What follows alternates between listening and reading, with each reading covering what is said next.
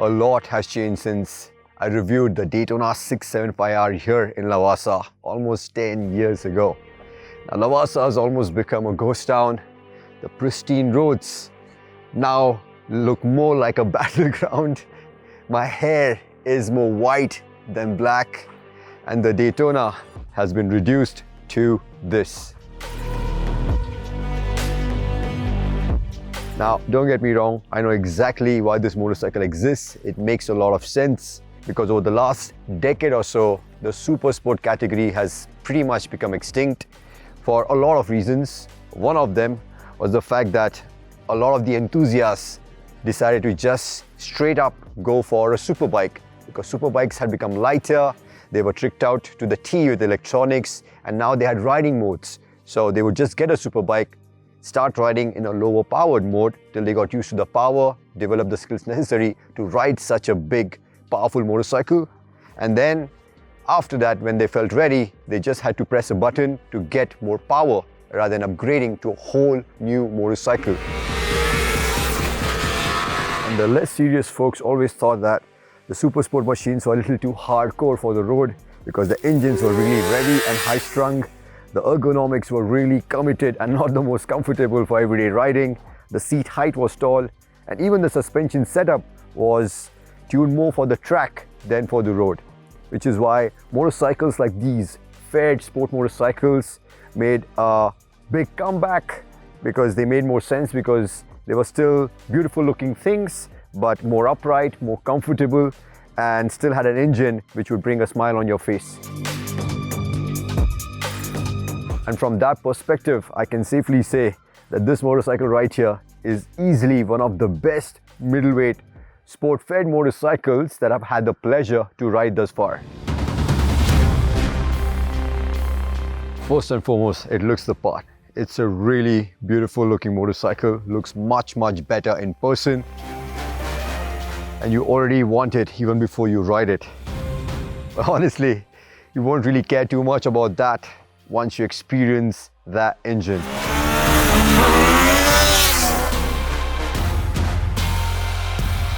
Now my love affair with this beautiful inline triple is an open secret. And what Triumph have gone on to do now is they've made a raft of changes to the engine internals to get even more power out of it. So now this one makes 95 PS and 69 Newton meters of torque, which is about 14 PS more and 5 more Newton meters compared to the Trident 660.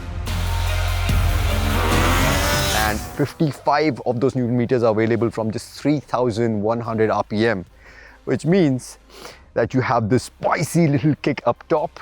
It has a very strong top end compared to the Trident 660.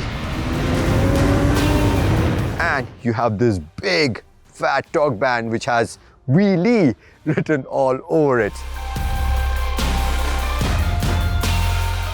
And the sound, oh my god, the sound. Orchestra which you can experience in all of its glory, knowing that you have a twin disc setup, you have braided lines, you have 4-pot calipers and Michelin Power 6s to bank on in case you need to kill the music in a hurry.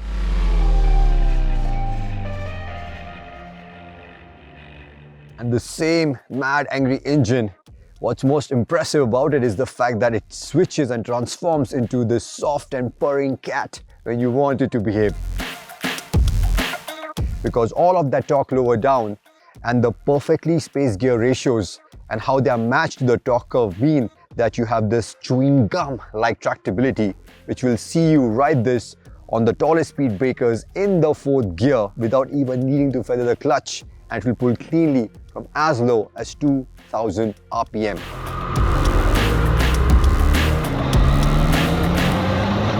And what that means is that you have to make far fewer gear changes, and that's a good thing because the slip and assist clutch on this is a little on the heavier side, and also the lever is not adjustable, but the brake lever is, so I don't know what happened there. The fact that you can ride in a gear or two higher also means that you can also extract a little more range out of this 14-liter fuel tank you're looking at least about 250 odd kilometers. And as you would expect from this kind of a motorcycle, the rider's triangle is a lot more relaxed. The clip-ons are there, but they are placed a lot higher up. Also, the foot pegs are more centrally placed and lower, which gives you a really nice, relaxed riding position. And also for my 511 frame, there was a decent amount of space for me to move around, which was great. Another thing which makes this motorcycle more approachable is this 810mm seat height, which makes it very easy for you to put both your feet on the ground. Also, the weight is quite manageable at 201 kgs. But nothing drives home the relaxed nature of this motorcycle than the suspension setup. It is really, really plush. I was amazed. We all know how bad the road conditions are of the roads here in Lavasa, and this motorcycle took everything in its stride despite this sporty suspension travel that you have here. And then even when you look at the price of 9.72 lakhs, barring the fact that this doesn't get a quick shifter, which I think is a glaring miss, this is still in the same ballpark as the GSX-8R that Suzuki has just launched. In fact, this one makes a lot more power, is also a little bit lighter.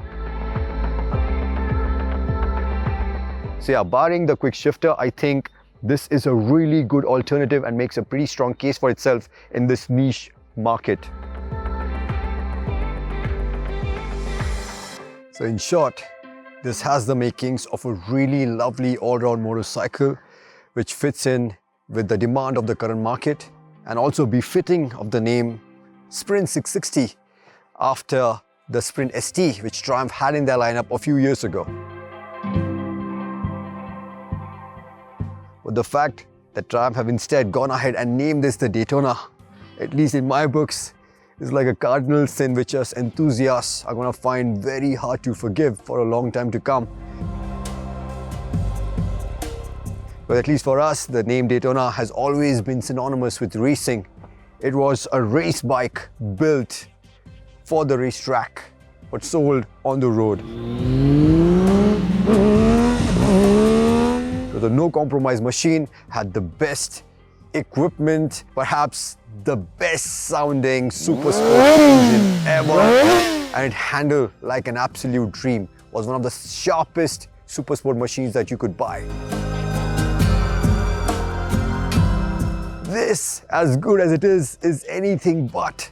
I mean, it's nowhere close to as sharp. The ABS is too intrusive, so much so that you can never even think of taking this to a racetrack.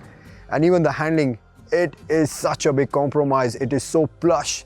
It just wants to tie itself in knots when you start pushing.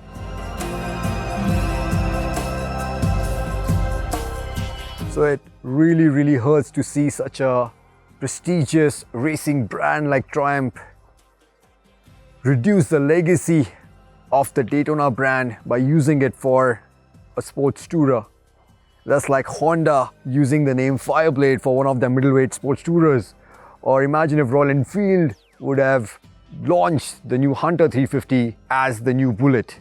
The world would have been set on fire. It's just not done. Perhaps the optimist in me was a little bit hopeful looking at the resurgence of the CBR 600RR and even the KTM, despite all of their troubles, launching the 990 RCR. I was a tad bit hopeful that maybe, just maybe, the Daytona Supersport could be in the works, but that's clearly not the case because they've already used the name here. And if that is indeed the truth, if this is the death of the Supersport Daytona, it really makes you wonder why one would go from a Moto2 spec, a Moto2 edition of the Daytona to reducing that legacy, that iconic brand to a marketing level on a standard sport machine.